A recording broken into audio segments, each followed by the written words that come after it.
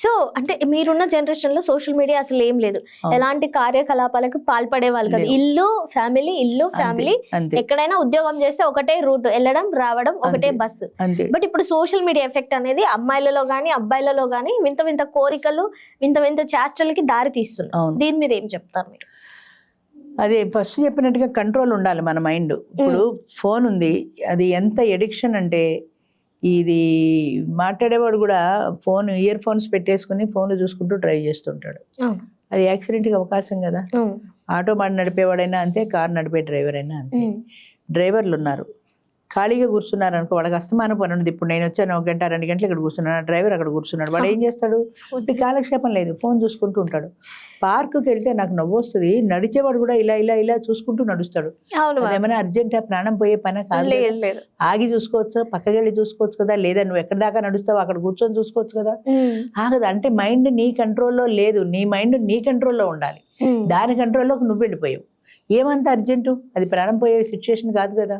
అయినా సరే అంత ఫోన్కి ఎంత ఎడిక్షన్ అంటే అదే ఫోన్ విపరీతమైన ఎడిక్షన్ అయిపోయింది.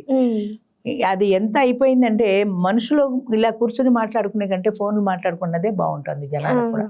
2 మనుషులు కలిసి మాట్లాడుకోవడానికి ఇష్టపడ్డల్లా ఫోన్ మాట్లాడుకోవడానికి ఇష్టపడుతున్నారు. దూరంగా ఉంటారు, ఎవరికి వాళ్ళు మాట్లాడుకుంటారు. చాలు అంటే అసలు ఇక ఉంటానని బయ చెప్పేస్తారు.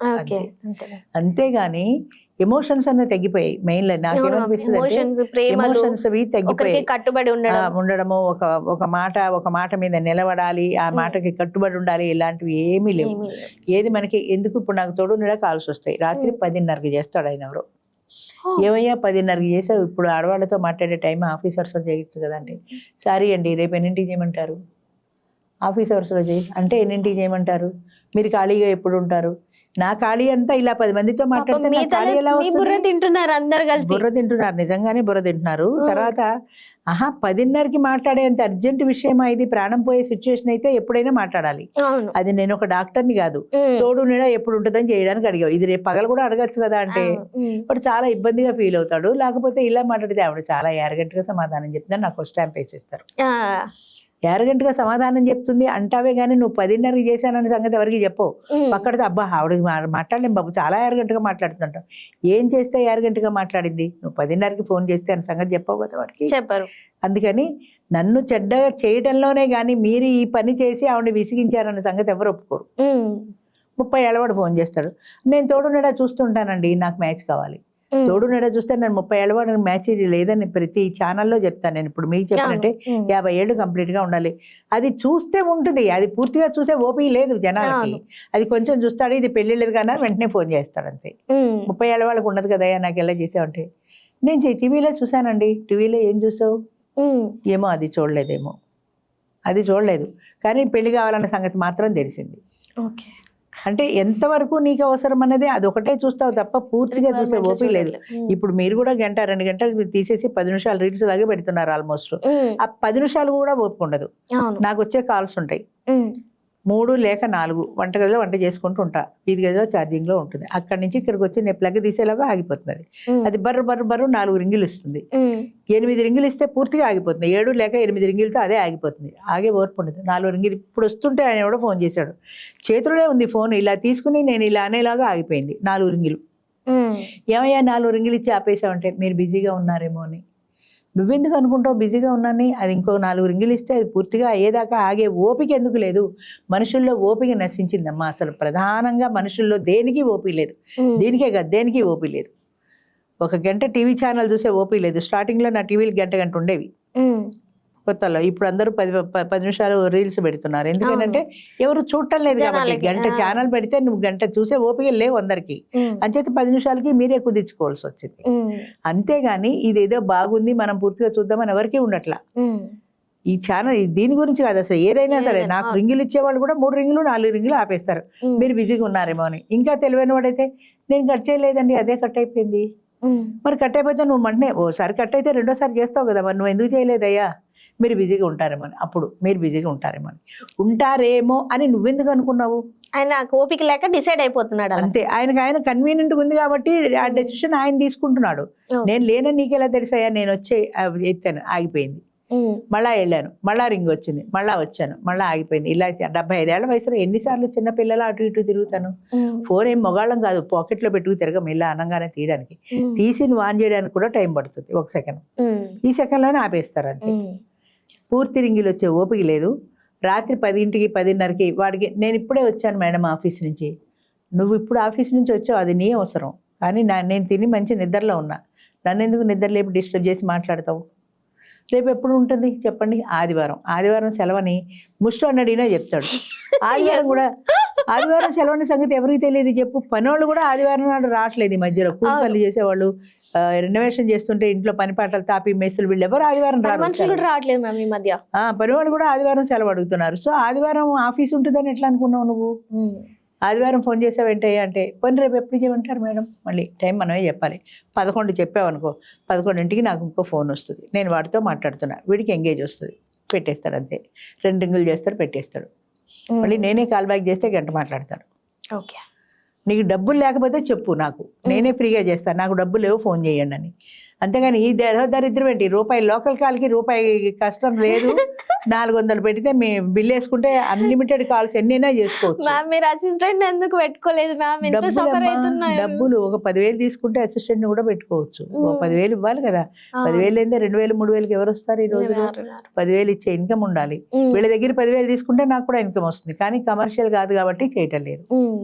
550 రూపాయలు హోటల్కి లంచ్కి మేము తీసుకునేది. హోటల్ వాడు లంచ్ పెడతాడు, 600 తీసుకుంటాం. 50 రూపాయలు చిల్లర ఇవ్వడం కష్టమని 600 తీసుకుని 50 రూపాయలకి మళ్ళీ సాయంత్రం టీ స్నాక్స్ ఇస్తాం. దానికి చెల్లైపోయింది. ఒకడంటాడు కామెంట్లు, 200కి భోజనం పెడుతున్నారు ఎక్కడ పడితే అక్కడ. అన్నపూర్ణ క్యాంటీన్లో పెడితే 5 రూపాయలకే భోజనం, నువ్వు ఇలా పెట్టుకు తినాలి. అలా తినడానికి 3 స్టార్ హోటల్లో తినడానికి తేడా లేదా? తేడా ఉంటుంది. ఆ సంగతి వాడికి ఎందుకు జ్ఞానం లేదు? ఆ ఇంగితం ఎందుకు లేదు వాడికి? ఆయన ఇక్కడ డబ్బులు చూస్తున్నాడు తప్పితే ఒక మనిషి మంచిగా అవుతారు, ఒక మార్గం ఉంది, ఇక్కడ ఒక సొల్యూషన్ ఉంది. 3 స్టార్ హోటల్ అది, దాంట్లో ఇన్ని రకాల ఫుడ్ ఉంటుంది, స్వీట్ ఉంటుంది, ఐస్ క్రీమ్ ఉంటుంది, ఇంత ఫుడ్ పెడుతున్నాడు. నీకు 5 రూపాయల క్యాంటీన్లో అరచేతిలో పెట్టుకు తినే దాంట్లో కూర్చోడానికి కూడా చోటు ఉండదు అక్కడ. మరి దానికి దీనికి తేడా ఎందుకు తెలియటల్లా వాడికి? 200కి పెడితే ఎక్కడ పడితే అక్కడ భోజనం దొరుకుతుంది అని ఒక కామెంట్. ఇంకా ఒక్కొక్క కామెంట్ బాగా చూస్తుంటారా మ్యామ్? అంత టైం ఉంటుందా? ఎప్పుడైనా అప్పుడప్పుడు చూస్తుంటా, రోజు చూడను. ఒక యూట్యూబ్ ఛానల్స్ 2ఇంట్లో 3ఇంట్లో 3 జంటలు వచ్చారు.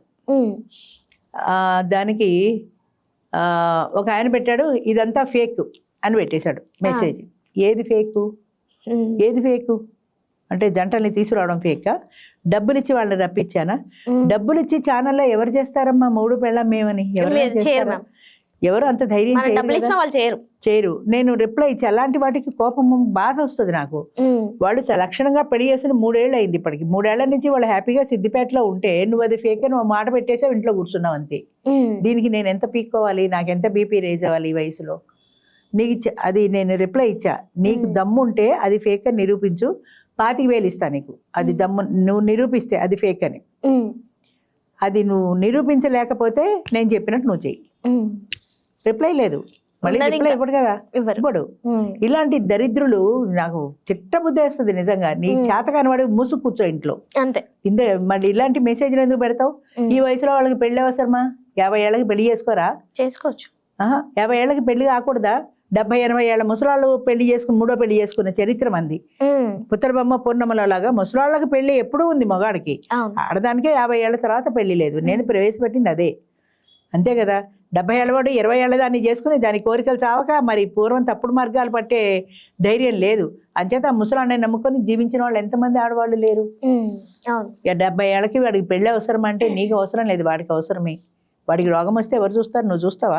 నువ్వు వెళ్ళి చేస్తావా? నీ పెళ్ళం పక్కన కూర్చొని కబుర్లు చెప్పుకుంటున్నావు. ఆయన బాధ నీకేం తెలుస్తుంది? ఒంటరిగా ఉన్నవాడు బాధ. అయినా ప్రేమ ఎప్పుడు పుడుతుంది అనేది తెలియదు మ్యామ్. ఏజ్ లో అనేది ఉండదు అసలు, దానికి ఏజ్ లిమిట్ ఉండదు. అది దాన్ని అమాయకత్వం అనాలో, అతి తెలివి మూర్ఘత్వం అనుకుంటాను నేను. ఇలా మాట్లాడేవాళ్ళు మూర్ఖులు. నేను ఎన్నో ఛానల్స్ లో చెప్పాను, చేతనైతే నా ఎదురుగుండా కూర్చొని బాధించు, ఛానల్లో కూర్చుందాం. అందరూ పెడతారు, రేపు పొద్దున ఛానల్ కూడా అప్లోడ్ చేస్తే అందరూ చూస్తారు. నువ్వు చెప్పింది కరెక్ట్ అయితే నాకు చెప్పు, చట్టం ఒప్పుకుంది, శాస్త్రం ఒప్పుకుంది, నేను నిరూపిస్తున్నాను. ఇది తప్పు అంటే నా దగ్గర రమ్మంటే ఒక్కడు రాలా ఇంతవరకు. ఒక్కడంటే ఒక్కడు వచ్చి నేను మాట్లాడతాను, ఇది తప్పు మీరు చేస్తున్నది, ఇది తప్పు, ఇలా చేయకూడదు, ఈ వయసులో పెళ్లి అవసరమా, రామకృష్ణ అంటూ కూర్చోవచ్చు కదా అని ఒకడు పెడతాడు మెసేజ్. నాకు తట్టాలో కొట్టాలో నవ్వాలో తెలీదు. వాడు ఎవడో అడ్రస్ తెలిస్తే పటపట్లాడి చేద్దాను వెళ్ళి.